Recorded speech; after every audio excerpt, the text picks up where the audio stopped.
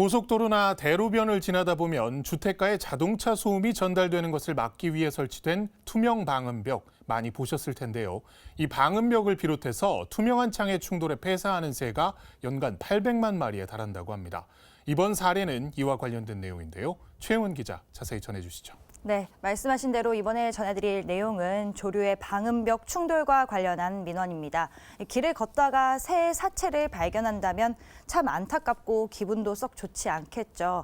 경기 과천시 문원동에 설치된 투명 방음벽으로 인해서 실제로 이런 일을 겪으신 분들을 만나봤습니다. 저 말이 내가 봤거든 시체를. 그래갖고 여기도 떨어졌었고 부딪혀갖고 머리에도 피가 나고 그랬어요. 몇 번 봤어요.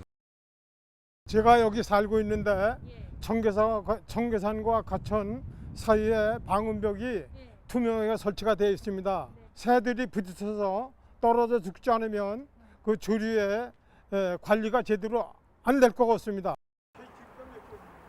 네, 제가 이번에 취재를 나간 곳이 과천시 문원동입니다. 주택이 밀집해 있는 주거지역 앞으로 고속도로가 있어서 소음 등을 예방하기 위해서 과천시가 방음벽을 설치해둔 곳이 있는데요. 이 방음벽이 자동차가 지나가는 소음을 막아주는 역할을 하는 건 참 고마운 일이지만요. 들으신 대로 새들의 충돌이 잇따르는 문제도 함께 발생을 했습니다. 화면에서 보시는 것이 실제 이곳에서 발견된 새들의 모습인데요. 주민들은 이처럼 죽거나 다친 새를 마주해서 불편을 겪고 계셨습니다. 네, 그렇군요. 이 새가 충돌을 하는 이유는 아무래도 방음벽이 투명하다 보니까 보이지가 않아서겠죠? 네, 맞습니다. 새는 인간과 달리 볼 수 있는 시야가 매우 좁다고 합니다. 보통 사람은 유리가 아무리 투명해도 테두리를 보면 유리가 있다는 걸 인식을 하는데요. 새는 그 테두리까지 시야가 확보되지 않는 겁니다. 네. 이 새가 투명한 창을 개방된 공간으로 인식을 하고 날아들다가 충돌해서 죽거나 크게 다치고 있는 겁니다. 네, 이렇게 투명 방음벽에 부딪히는 새가 연간 800만 마리에 달한다고 하는데 이 중에 멸종 위기 정도 상당수가 포함이 됐다고요? 네, 그렇습니다. 국립생태원이 지난 2017년 12월부터 18년 8월까지 전국의 건물 유리창, 투명 방음벽 등 56곳에서 조류 충돌 발생 현황을 조사했는데요. 이로 인해서 폐사하는 조류는 주로 맷비둘기 등 25g 수준의 작은 텃새였습니다. 하지만 말씀하신 대로 멸종 위기 야생조류인 참매나 긴꼬리 딱새가 폐사한 모습도 발견이 됐다고 합니다. 네, 이 멸종 위기종을 보호하기 위해서라도 시급히 개선이 돼야 할 사항이 아닌가 싶네요. 네, 그래서 과천시는 민원인들의 요청 그리고 또 야생 조류의 보호를 위해 발빠르게 대응에 나섰습니다. 화면 보면서 설명드리겠습니다.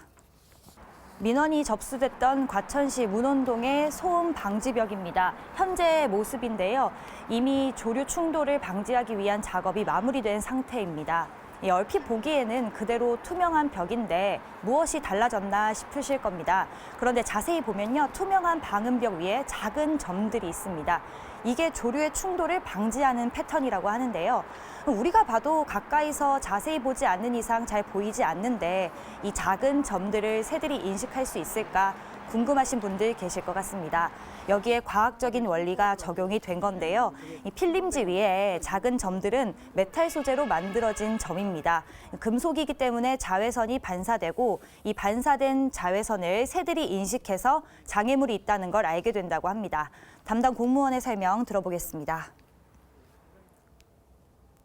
지금 앞에 있는 필름이 그러면 그 필름인가 봐요. 아, 네, 맞습니다.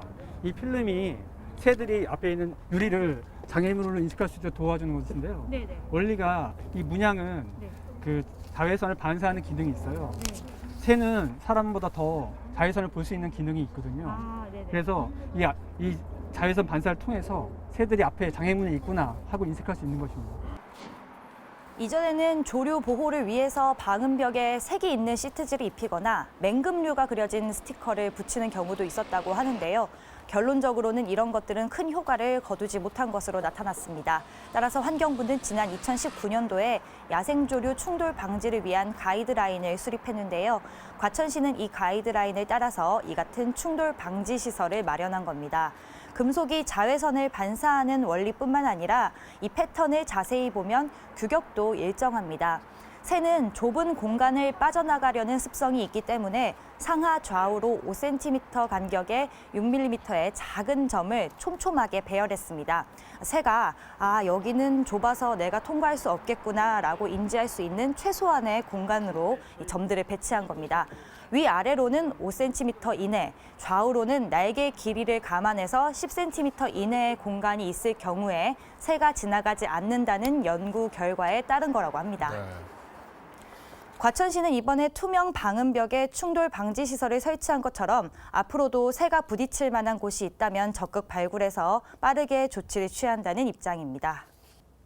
앞으로 경과를 봐야겠지만 저희가 이제 과거에 그 국립생태환경연구원에서 조사한 걸 보면은 뛰어난 효과를 발휘한 걸 저희가 봤거든요. 그래서 저희가 그 기대 효과가 좀 크고 향후에도 이제 그런 그 유리 시설물이 있을 경우에 적극적으로 적용하도록 하겠습니다.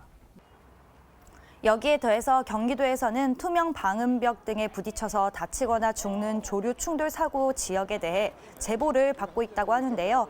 투명 방음벽 건축물 등의 야생 조류가 자주 충돌하는 곳에 대한 사진을 찍어서 경기도 소리 홈페이지에 등록하면 된다고 하니까요. 이 과천시를 비롯한 경기도 분들 관심 많이 가져주시면 좋겠습니다. 네, 이 과천시 주민분들이 폐사한 조류를 봐야 하는 불편함도 없애고 또 야생 조류도 지킬 수 있는 일석이조의 충돌 방지 시설 설치 사례를 살펴봤습니다. 최 기자 수고했습니다.